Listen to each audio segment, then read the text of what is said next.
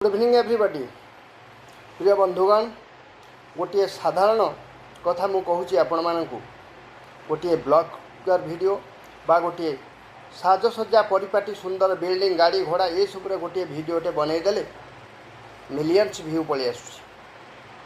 किंतु यही दिनक पूर्व मु गोटे परिवेशर सुरक्षाकारी कवच पाम टी बा ताल गछ उपरे भिडटी मु आपण मान सहित शेयर करी।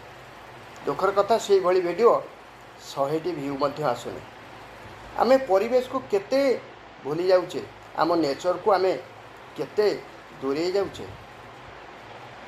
सुंदर से प्राकृतिक दृश्य प्रकृतिर निच्छक दृश्य गुड़ी को मो निज मोबाइल ले कैद करी आपण मान सहित शेयर करी।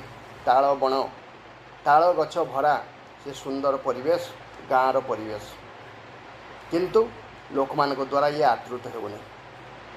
वास्तव में ये दुनिया आउ तिष्टि रहिबो तो परिवेश ठारू प्रकृति ठारू आमे जदि एते दूरे जीवा कोटि कोटि वर्ष लगी ये सुंदर पृथ्वी तैयारी है आज यही अवस्था पहुँचा।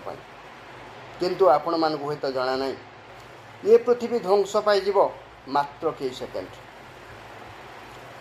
केवल अमेरिका चीन और रूसिया पाखे जी परमाणु अस्त्र अच्छी ये पृथ्वी को 10 थर ऊर्ध ध्वंस करें। ताहले समय आसी चलतु फेरी जा पुणी से प्रकृति कूल।